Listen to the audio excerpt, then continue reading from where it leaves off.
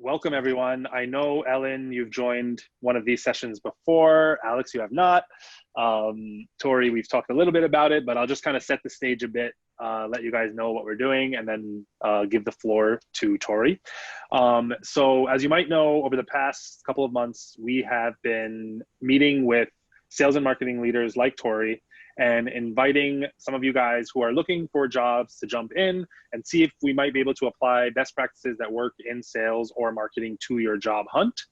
So we've done that in a number of different ways. We'll kind of let what challenges you guys are currently facing drive.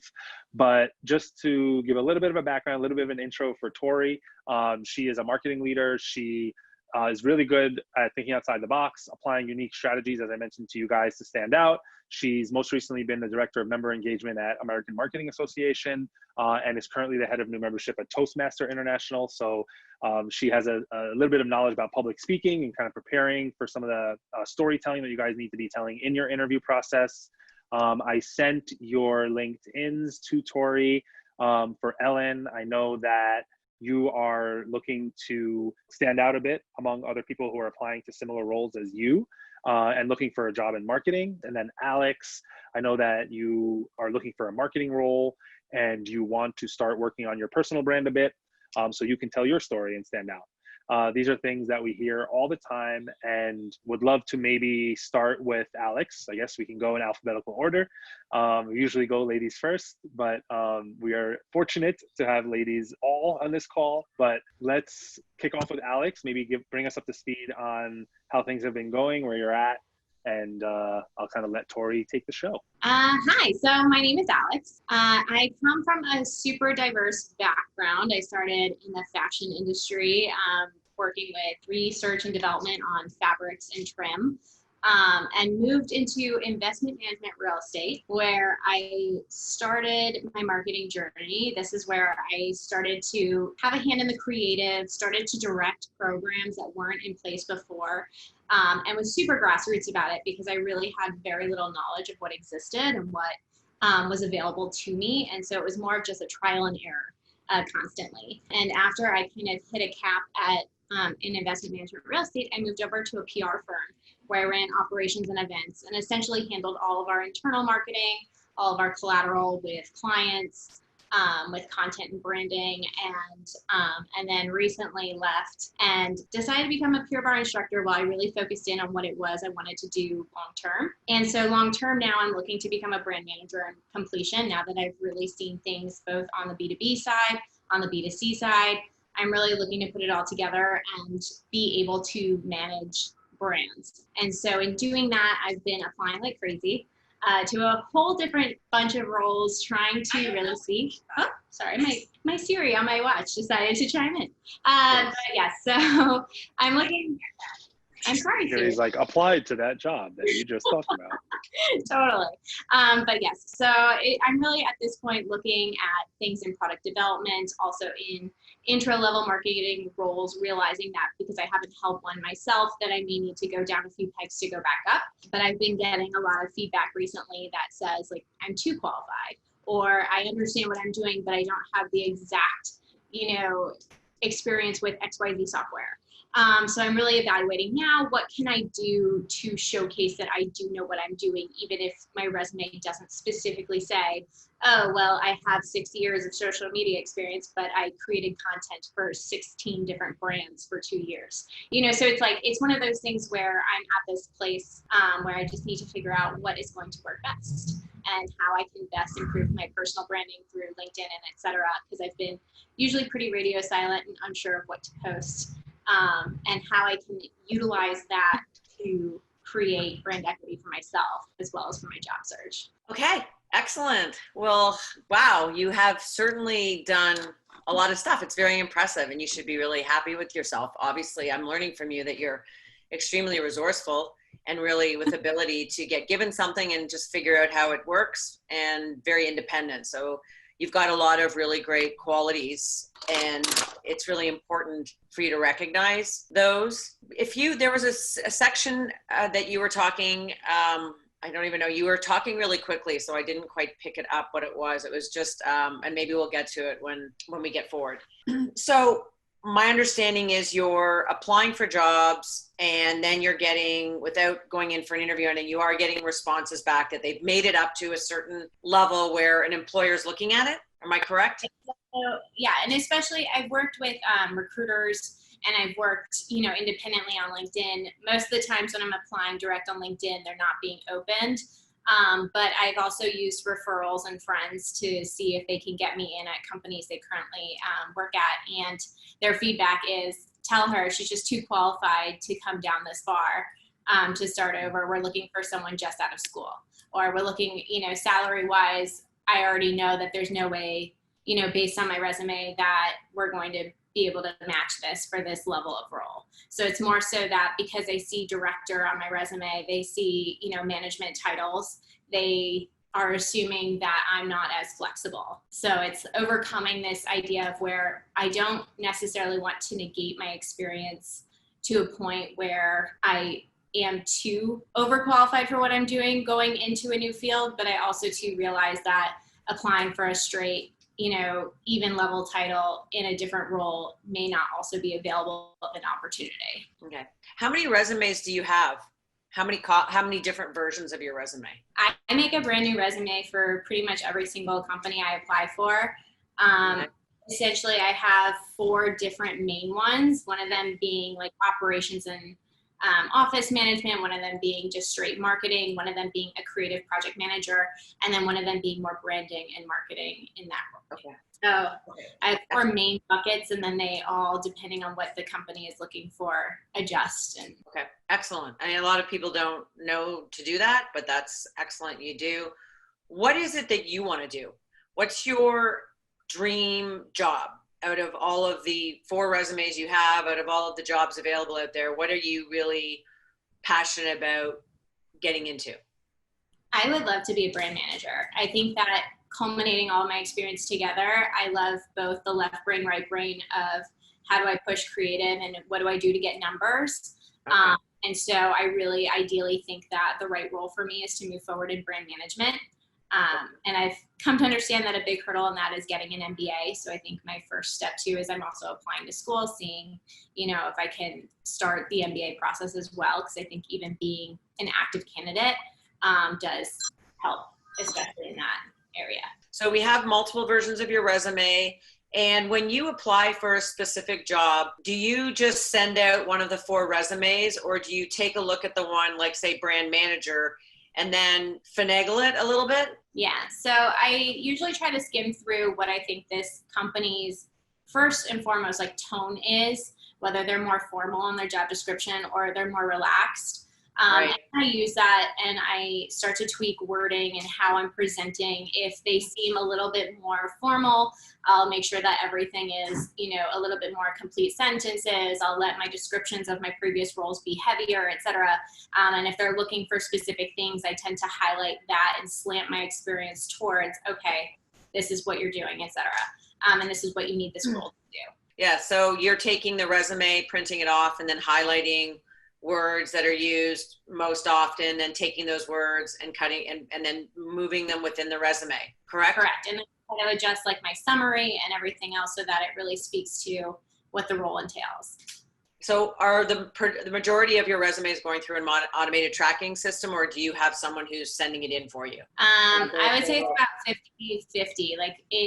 In some job roles, it's through a recruiter, so they're telling me if it's being reviewed or not.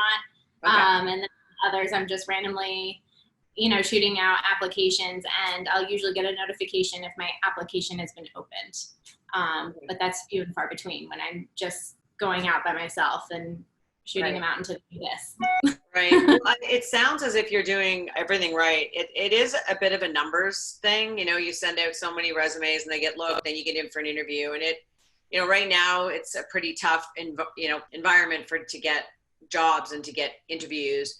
And everyone, especially if you can ask what recommendations they have. With recruiters, it's great because they usually can take a look at your resume and give you some feedback. With regards to, some things that you can do, and you probably have done this, is go on to LinkedIn and look up brand managers and reach out to them and ask them if they could spend some time talking to you. You want to break into brand management. You believe that you have the qualifications, but you're not sure. If they could just spend 10 to 15 minutes of your time on Zoom, on the phone, that always helps. It's twofold in that case. One is because you're not coming at them and putting them on the defensive looking for a job. Even if you want to get a job at that particular company, you approach it that, hey, I don't want a job. I do not want a job here. What I do want is to, 10 minutes of your time. And what you are doing is now you're creating a contact within that company. And if they did post a job, you could possibly, get back to them. Or even when you're finishing the conversation, ask them, hey, if something comes up within your company, is it okay if I reached out to you about it? And you could maybe help me tinker with my resume, give me some advice, or maybe just, give me advice and let's keep in touch. So it's really important to keep in touch. The other thing, if you can't get 10 minutes of their time, something else that's very valuable is just go through LinkedIn and look up other people's jobs that have progressed from brand management, or that were before brand management. What were their qualifications before that got them to brand management, or what were they doing before? Was it something similar? Was it something completely different? And maybe looking at that transformation from what they were doing before and then what were they doing after, and use some of those words in your resume, especially looking at people that have come from diverse backgrounds. And it also gives you a little bit of a confidence boost to say, look, all these other people have come from diverse backgrounds. And the other thing is knowing that that company is open to people with diverse backgrounds. Some companies are very linear. Not my, I tend to think that the more diversity we have and the more experiences you have, the better you are as a part of a company, because you're adding a different perspective. And I feel inside that, and I hope you feel that too, is rejections are nothing personal, but carry that diversity as being special, and maybe highlight some of those things and how because a company really wants to know what you can do for them, right? They don't want to know so much on your resume about the words that don't have quantifiables, like increased revenue, led a team of this many people. And you really want to take a look at the resume and see what's most important to that, or the job outline, and see what's most important to them, and really make sure that that's what you're weaving in as much as you can into the resume, especially the top third. The top third is really the part that they concentrate on the most. And then they try to, if they're impressed with that, they get you in for an interview, and then it's your opportunity to explain it. And the MBA thing, I'm not saying not to, I think it's great, but so many times we have this desperation when we're looking for a job, and it's like, oh, I can do this and this and that, and I've taken this, I'm doing this, and I have the Ginsu knives to throw in here. Instead of just focusing on, I want to be a brand manager, start at an entry-level position. I don't know if an MBA is important. Maybe ask some of these people, is an MBA important, and how important is it? And ask some of those questions. And maybe that's your approach is, hey, I want to get into brand management. I believe I'm a good fit, but I don't have my MBA. I'd love to talk to you about that. Or look for people that don't have an MBA. Like, go and then talk to them, or look with people that do have an MBA and talk to them, and you're making connections. Is really look at it like I'm making connections in companies. I'm going to be standing out because I'm going to ask some really kick-ass questions, and I'm going to keep in touch with them. The other thing is you're told about some things that you don't have skills, right? In some computer things.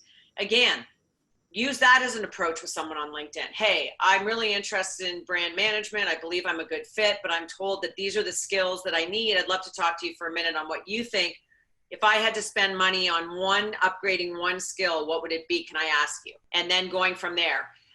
Like I said, it's so many. There are 6,500 different MarTechs out there. Like, you do not know. You don't want to go doing this one, and then they need that one, and then you go this one. I mean, focus on a couple companies and really look at if that's the one you really want, impressing that company. A lot of the times you could just be spending a lot of money and chasing a lot of bunnies down holes, and end up at a company that didn't even use HubSpot, or didn't even use whatever system they're telling you need to use, and an MBA, and you just research it a little bit first, but use it as an excuse to make great connections. And the better your questions are, the more memorable you'll be. Hope that helps. Yeah. Yeah, that's really good. Networking is supreme. Even though we can't get out physically, networking, there's so many ways you can network. And one is LinkedIn.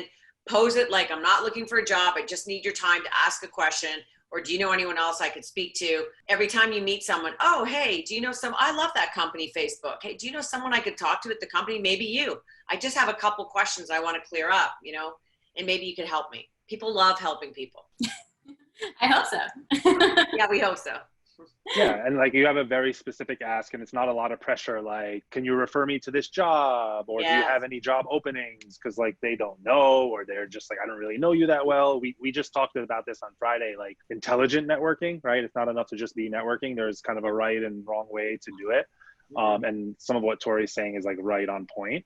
And I love that advice, and I wrote down some of it to kind of share it afterwards. But I think from my point of view, and I'm just making an assumption here, but the fact that the job market is so tough right now means that they are getting bombarded with applicants. And in a lot of ways, they're looking for any reason to say no, right? Like as soon as they find something, they're like, cool. It's not necessarily even laziness. It's just more like, in their mind, efficiency. And the fact that you have a director role, they're like, okay, cool. I can just say no.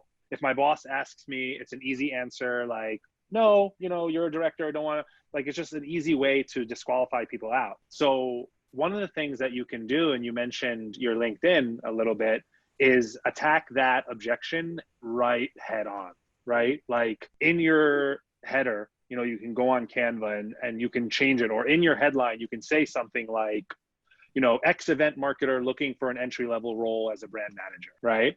And then you can create like a cool piece of content, like maybe an ebook.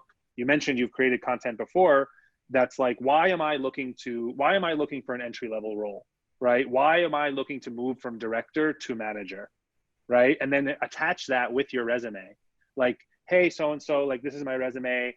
Something I've heard a lot is I'm a senior, blah, blah, blah. I might be overqualified, quote unquote. That's totally understandable. If it's helpful, I also, attach this reason for why I'd be looking to make this move, because now you're taking away that reason. Because now if he or she goes to their boss and says, well, I disqualified her because she's too senior, they're going to be like, yeah, but look at this big like ebook she made, or look at her LinkedIn. It's all about how that doesn't matter. Like, why didn't you give her a chance to explain herself?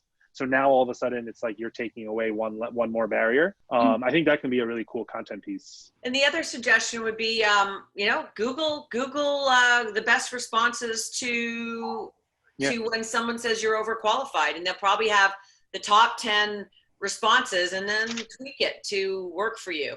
A lot of the times you could say, I'm transferring industries and I want to grow with this company. And I would imagine that as I grow, there would be opportunities, but right now I want to come in and add value and learn. And it's good that you're kind of ahead of the game, because a lot of people are not. They're like, I was a director, I want to go into another director role. I don't want to take a step back. And like a lot of times the emotion overtakes them, unfortunately. But if you look at it like a slingshot, that you can go in, you can kind of like set expectations with that employer.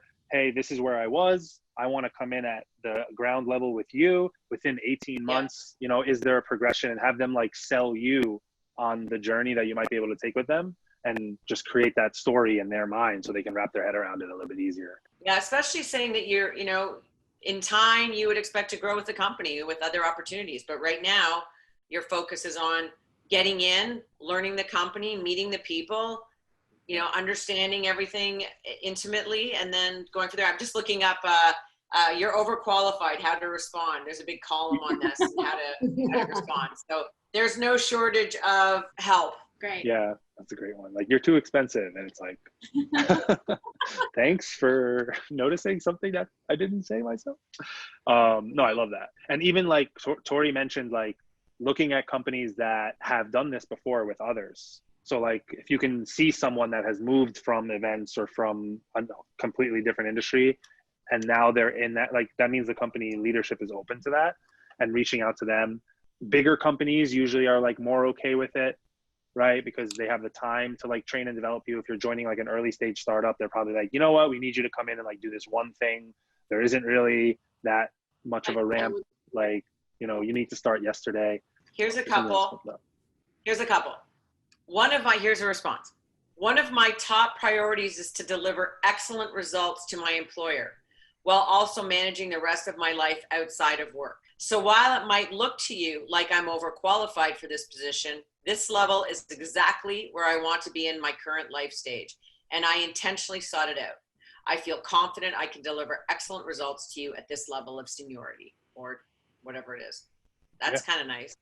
Yep. There's also a book that I had. I can't remember what it was.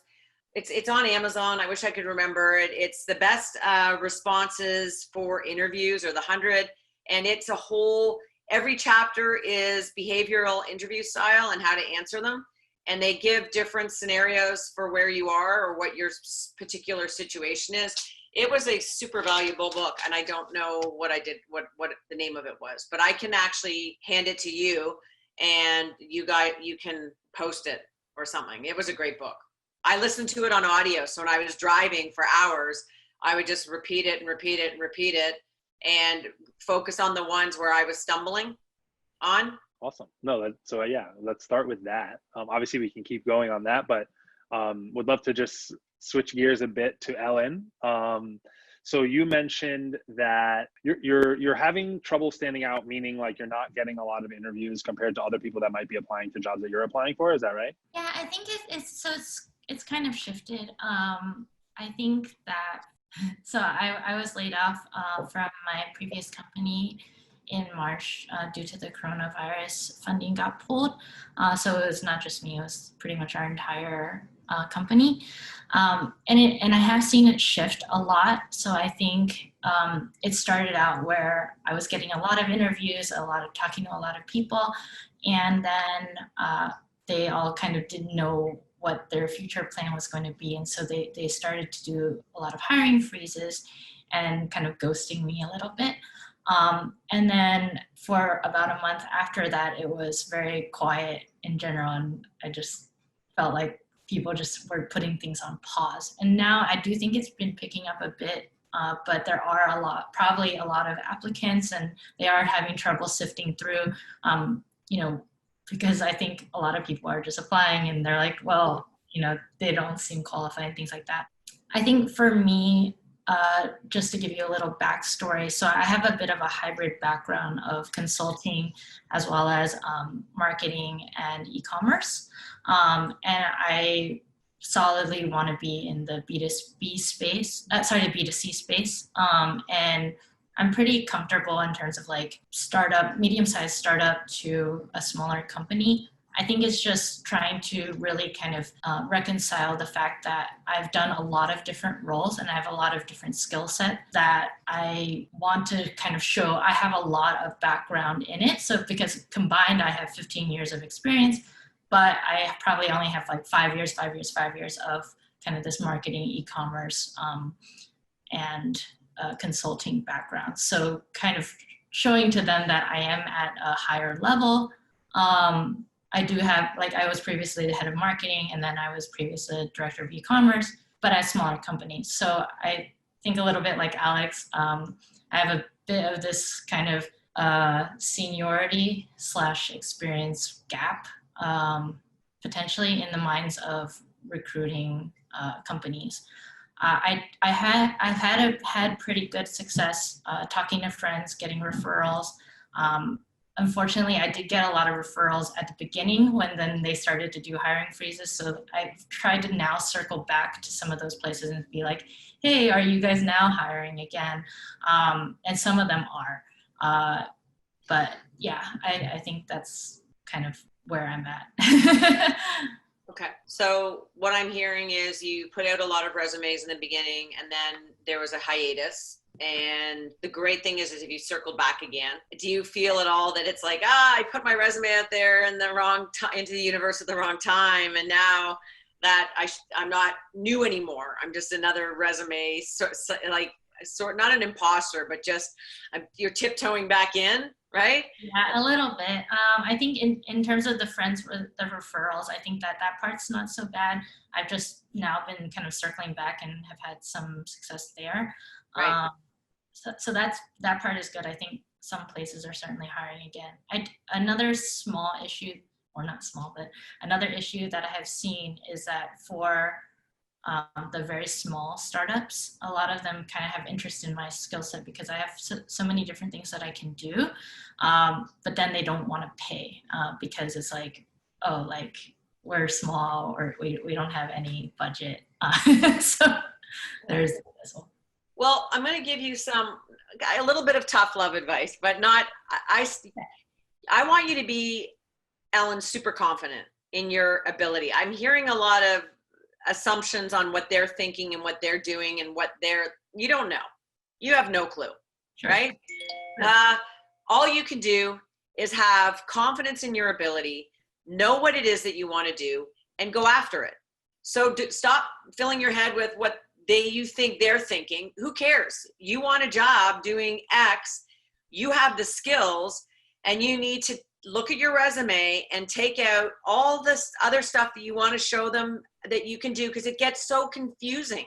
It gets confusing to a recruiter. It gets confusing to an employer when you have a resume that looks like you can do everything, because they have no clue what you want to do. And they can't hire you because you're not standing out. You're beige, you're diluted. Think of you're like the bright color orange, right? And what your experience is, and you're adding in all these other things, and the orange is slightly diluting. They want orange, not diluted. So you need to be very certain. If you need to create numerous resumes that are slightly nuanced, right? Just slightly nuanced, then that's what you're going to have to do. Yeah. Own it. Own what you want to do. Confidently know you have the experience, but you don't have to tell them every little tiny freaking thing that you've done. Leave that mystery to the interview. Do you understand what I'm saying? Yeah. Load up your resume with the keywords that you need, lots of space, short and sweet. This is what I do. If a cover letter, you can explain yourself. Again, cover letters got to be short and sweet too. Mm-hmm. Cover letters are, I can add this value to your company, not I. It's, this is what I can do for you. Like, this is how I want to bring value to your company. And you know what value you can bring because they've said what they need on the job description. We're looking for someone who can lead people, and we're looking for someone who can manage a budget. And then you hit hard with, I have 5 years of experience leading people to blah, blah, blah, right? You're hitting them right back with what they want. They look at it right away. You're saying who you are and what you want. Bam. No one likes reading. So I don't want to read all the stuff that I'm not looking for. It's great that you know how to do onboarding. It's great. It's a fabulous skill. But if I'm looking for someone to manage a budget, I could care less if you're great at onboarding. So that comes from your own security as a person. You have to feel that you deserve and you have all the skills, and you don't need to tell them all these things you could do. Leave it for an interview. But what I'm going to say too is, when you get in for an interview, don't mention stuff that's not pertinent to the job you're applying for. It's so hard that we want to say, oh, and I do this, and this, and you've lost them. All they want to hear, you're like a parrot. All they want to hear is that you're great at this. Every story is an example of why you're great at this. It's really one or two things they're looking for. They don't care. You care for your value. And that comes from ourselves, and that comes from within, is that we don't feel that we feel like we're imposters. We don't deserve this job, but you do. You don't have to tell them other stuff. When you get the job, you can go, oh yeah, I worked as a chef for 3 years, and I can peel a carrot like no other. Like, leave that for like slowly people to get to know you. But for the job, if it's not on there, don't mention it. Don't waste a minute of the time talking about something that doesn't pertain to that job and that position. Okay, thank you. That helps. I love that. That's awesome. It's like dating, Yeah. Throw everything out on the first date. It's too much. Yeah, too much, and then let it slowly unravel, right? Let it slowly happen. But the stuff that's important is, like for dating, what you're looking for. You're looking for a long-term relationship, and you get those out on the table, right? The rest you learn later, because if you don't want kids and he does, let's just figure that out right now, right? But in a job, do you have these skills? Yes or no? Yes, I do. Move forward. Green light. Move forward. Don't talk to me about stuff you don't have. I don't have time. They do not have time. Yeah, the deal breakers. I love that. Yeah. And it kind of goes back similar to what we were talking about with Alex, is like they need to be able to tell your story concisely to their colleagues, right? So if they can't like bucket you in one of these things and they just say, oh, she's just like something for everyone, I can't really figure out, she's a little bit of this, a little bit of that, like that's much more risky for them. I got some really great advice one time from someone. They were like, you want the best job interview advice I heard? Talk less, right? And I was like, oh, okay, that makes sense. Yes, and that's actually, and I'm not great at that. I love talking. Yeah. But what's really important is people's attention span only lasts for a short period of time. You lose people when you're talking to people today, tomorrow. When you're talking to them, monitor yourself. Is when you're highly acute in the conversation. Then when you start, your brain starts thinking what you're going to have for lunch and what you have to do in a couple minutes. And when you all of a sudden aren't present, you're somewhere else because they've taken too long to talk. And the other thing is make sure that you're having a pool of meaning in that interview, right? It's you're not, again, talking about yourself. You're always putting your cards on the table for what they're looking for and what you can do. So you're meeting in the middle. Your conversation is shared. Yeah, that's a great point. I love that. Is it an issue, I guess, then in terms of titles for, because I have kind of product manager as well as e-commerce as well as marketing, and even when I tailor the bullet points that people may or may not read, is that then an issue as well, or is there a kind of a way you would suggest to tailor that? This is me personally, I would change your titles to not make them up. But if it says director and you've been called a grand poopah, change it to director. Like if it's the same, if it has the same punch and you're not lying, it's like, don't say you're a president when you're, account manager. But if account exec is called account manager, is called an account something, change it to mean what they're looking for, right? Does that make sense? Yeah, I guess it's just that, for instance, I applied to a product marketing position, which I've done a lot of product management and marketing in my job. But I think when they were kind of like looking at that keyword saying, oh, well, she was in marketing, that's not exactly the same. Or in e-commerce, like that's not product, right? And so I got this feedback today. They were like, the recruiter is really interested in you, loves like your background, but it's very kind of like varied. And, have you really been doing product recently? And I had to explain that I had. It's just that because we're at a startup and we didn't have a formalized product team at the time, I was kind of doing 50% with doing that. Yeah, my recommendation on that one is your resume or somewhere in there, you're not showcasing those points, those salient points that are showing you're qualified. So that's getting lost in some other stuff. Your titles don't matter. What you did is what matters. So the titles can be manipulated slightly, but the stuff that you've done that's all product related to this. And if I would say to the recruiter, let me work on a resume, or let me get back to you with another resume that's going to pull out those points for you so that you can better sell me to your client. Or, hey, do you have some suggestions for because I have the skills necessary. Have some advice for me on what words maybe to use. Let's just ask her to give you some guidance. But that to me showcases, if you feel you have the experience, then there's something wrong with you not effectively pointing them out to the employer or the recruiter. So you might need to have a couple of resumes, and then one is strongly showcasing those skills. Another resume strongly showcases another set of skills. And you ask the recruiter before you send the resume, what is it? Can you tell me who the client is? And can you tell me specifically what they're looking for? Is it product blah, blah, blah, or is it, and then kind of give them what resumes, and they'll tell you which one. And then ask them, hey, before you send it off to the client, I'd really appreciate it if you gave me some feedback because I can change or add some things. There's tons of stuff I've done. I just want to make sure I'm pulling out what you're looking for. And I'll let you know if I don't have those skills, but very likely I do. So that's what I would recommend. Yeah, I guess I do have multiple versions of my resume. Okay. Sometimes it is somewhat difficult to really highlight like, oh, this is product, or oh, this is marketing, or oh, this is whatever. But certainly I think that's a good idea to talk to the recruiter and say like, how can I make your life easier to talk to your client and whatnot? Yeah. Absolutely. If they said that, it doesn't seem obvious to them, sure, maybe I think it's more fairly obvious versus like the job description, but maybe they don't. Yeah. Never assume. You are living your own resume and you feel that it's obvious. It isn't, okay?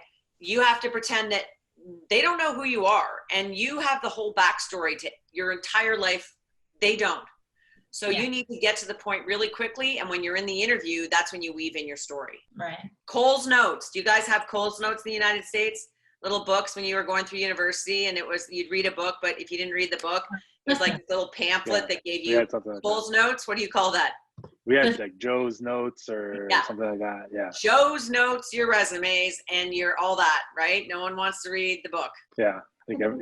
That's awesome. And it happens like so often. We come across it so much where, we hear it all the time. Like, I have the experience, it just wasn't in my job title. So, Ellen and Alex, like, we should be able to go on your resume and go on your LinkedIn and just see that more. Yep. Right? Like, so many times people are like, I have the experience, and we're like, why isn't it written down on your LinkedIn? Because it's not telling the same story. So just put those words in there, and like the description is what they're going to look at more than the actual job title. Yes. And back on that, you really need to mimic the tonality of the job description. If it says the same thing that you've done a different way, take your sentence out and cut and paste their sentence in, because that's what they're looking for. Even if you're like, oh, it means the same thing, that shows that I've managed people. No. If they say it this way, say it that way. Make it really easy for them. Like, have you guys ever worked with like freelancers that, let's say, like, English maybe isn't their first language, right? And you're sending like a description of like, this is what I need you to do. It's like, open up this window, like put this here. And it's like very, very, very simple language that you pretty much assume someone with like some intermediate level of English would understand. Do it that way. Just assume that they're looking at this like very fast usually and looking for very quick wins. Keywords that are not buried in a lot of other words. Yeah. Okay. That's awesome. Thank you. Yeah. I love this example talked about shared meaning. I was in a conference and we were talking about how everyone has different concepts of things and how you really need to make sure that you're sharing the same meaning. And for an example is if I said the color, if I talked to you about fire engines and what color they are, what would you say? Red. Yeah, it has to be red. They're yellow in Florida. So I might be talking to someone and, hey, we're going to paint this wall the color of a fire engine. One person's yellow and one person's red. I just assumed that because my fire engines are red that yours are, but they're not. That's a very basic example, but it's amazing how two people can think they're talking about the same thing and they're thinking completely opposite. There's not the same. Yeah, there's not that shared pool of meaning. Yeah. And that's why that's exactly what like the top salespeople, the top marketing people are doing when they're communicating with their customers. Like, they have to know that, and they have to speak their customers' language and make it universal enough that everybody can understand it. So it's not that like technical, and there is a lot of that shared meaning. And that's a really great example. Tory, obviously e-commerce, marketing, sales, all these different professions that we're talking about are numbers driven and performance driven. And I noticed that on Ellen's LinkedIn, I don't know, but I haven't seen your resume. And I'm not sure if Alex did that. It seems like Tory's doing it, so it's right on. How important are numbers and those types of like specific metrics? On your resume? Yeah. Very important. If you have them, why wouldn't you showcase them? Especially if the job it might not say exact numbers, right? Because everyone's KPIs are different depending on the size of a company and what your targets are and what your audience, all that stuff. But if you have quantifiables, that's really what they're looking for, not the warm and fuzzies. Because you can be like, I'm a really great manager. And then that doesn't really mean anything. But I'm a great manager because I led 40 people, or I managed 35 people and the company moved 3 times and I was able to have 95% retention or something like that. That's impressive. That is something that there's no ambiguity in it. Numbers are literal, right? So I would suggest, doesn't mean everyone has to be a number, because a lot of times there's not a lot of experience or you haven't had a senior role that you actually are responsible for numbers, right? but there's other things that you'd be responsible for, right? Even, I can't think of what they would be, but you could say you oversaw staff or pushed through this many pieces of paper or whatever it is, just to add some things in there that then they have an idea of what you're capable of. You could say you manage people, but did you manage 1,000 people or did you manage 10 people, right? And especially if they're looking for it on their job description of like, we're looking for someone who manages a budget, and then you do some investigating and find out the company's worth X millions, well, then might be really beneficial to say I've managed a budget of like $70 million or 18 million or 300,000, or it's good to do a little bit of research too before you put a resume in. Well, I think for my LinkedIn, I actually made it a little different than my resume. So for my LinkedIn, I kept it to 1 sentence per job. And for my resume, it's much more of like the 1-pager with bullet points. Right. I guess. There's nothing wrong with that. I'm not going to say that I think you don't want to give it all away. I originally had my entire life on my LinkedIn, but then I guess it's, we want to make yourself a commodity either, which means if you said I'm a insurance agent, you're a commodity. Someone's like, oh, I know what an insurance agent does, right? You want to keep it not a commodity. I don't know how else to say it. You want to have some, and that we can get into that with when you're doing your personal brand, and we can talk about that when we move on. But I think that to have some mystery and not leave it all out there is good too, because people will read it and they'll be like, oh, that's all. We're not looking for that. And then they make an assumption and they move on instead of being, that's kind of begging the question. Like that's interesting. I'd like to ask her more about that. And that's when you bring in the stories again. The storytelling is very important. Yeah, I guess was my kind of feeling on LinkedIn. It wasn't necessarily to create mystery. It was more just for ease of reading and kind of like easy digesting of what I do so that people get an idea. I guess, like I mentioned previously, because I have different things that I work on, I can easily tailor that in a resume, but on LinkedIn, it's a little more mixed case, right? Because some people are, I might be applying at slightly different positions. Right. And then it would be a little more ideal to have it generic, I think. But then also, I don't know if that then kind of turns people off at the initial, because then they look at my LinkedIn, and probably Alex says this too, because then they're like, oh, wait, we're not really sure like what this person is about. Ellen, you do a lot of thinking about what other people are thinking. It's like, this is what they're thinking. But here, let me tell you this, is I think that what I'm hearing you saying is you're on LinkedIn, you have a universal resume, so that a universal profile, so that when you're using one of your 3 different resumes, it matches what you have on LinkedIn because it's general enough. But let me ask you, I have not seen your LinkedIn. Those sentences that you have, do they have a lot of powerful words in them? That they're, maybe go back and take a look at that and make them powerful. The words that you have in there all mean something. Don't waste your words. Make your sentence count. Okay. Yeah, I see like a lot of nouns. That's a great point. I love that. I do have one quick question, just piggybacking off of going back to the numbers. Because of my varied experience, my numbers and what they represent and what they mean don't necessarily relate 100% to roles. Like I haven't had KPIs because I wasn't running an e-commerce business or a sales business where I had these specific initiatives.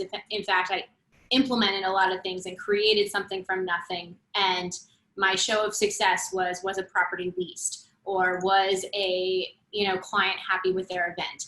And it was less about, yes, I can talk about attendees and whatnot. And I have tried to numericize my resume in the best way possible, but do you recommend showing a strong forward of information in that way if it's not directly relevant then to the role you're applying for? Well, you made some comment about doing some creative and then selling, then it directly applied to real estate, right? Mm-hmm. Or something. I don't know what jobs and what words are, but it's the wording of that you can turn probably to match anything, right? You can make it a numbers that 50% of my creative ended in a sale, or not 100% of my creative. Just because someone's not giving you metrics from a data scientist, everything you do is measurable. Everything we do is measurable. And maybe it's not numbers like what we're thinking is the KPIs, but there's numbers. Go back and look at what you did. And even if it's just more of a vague percentage, I did X amount of brochures, or 100% of my brochures always ended up in a house sale. It doesn't have to be, I did 3 houses and they were 3 sales. It can be something like they don't need to know that it was 2. Like every brochure I created ended in a sale. Wait till you get in the interview to explain that, if they ask. It's not lying. It's just making it that something that they want to hear. And if you can do that twice, it's multiples. If you can do it twice, you can do it 100 times. Have confidence in yourselves. I hear a lot of, not excuses, but that sort of feeling of inadequacy when you are perfect the way you are. Everything that you've done in your past has led you to this moment, right? You can't go back and change it, but everything that you've chosen up until now has been the power of your own choice. You're on a path in life. So the next choice is going to be as equally powerful. Never feel that you need to make an excuse for your past. It's your path in your past is yours. Own it. Be proud of it, and know that the next person that you're going to be is going to be so lucky to have you on board. Never feel as if you're ashamed of your successes that they don't match a company, because maybe it's that company doesn't match you. It's as much your interview with them as it is their interview with you. If you're not happy in the culture and it's not helping you grow in the way, then it's not meant for you. I know it's hard times right now and we're looking like we want jobs, but at the same time, this is your life and you get one kick at the cat, and make sure they know how lucky they are to get you. So ask as many questions to them as they're going to ask to you. Don't feel like you're going in, or even with your resume, go forward with power and confidence that what you've done makes you so uniquely you. And someone's going to want that because someone else doesn't have that. Don't try to be what everybody else is, because then you're just a cookie cutter. Yeah. If 2 people can do the same things, 1 person is redundant. Yeah, and they'll sniff that out very quickly. Yeah. And that'll work against you in a lot of ways too, People want that honesty. I love that. I bet every single weakness, quote unquote, can get turned into a strength. It's something that can work in your favor, and that's something we can talk about.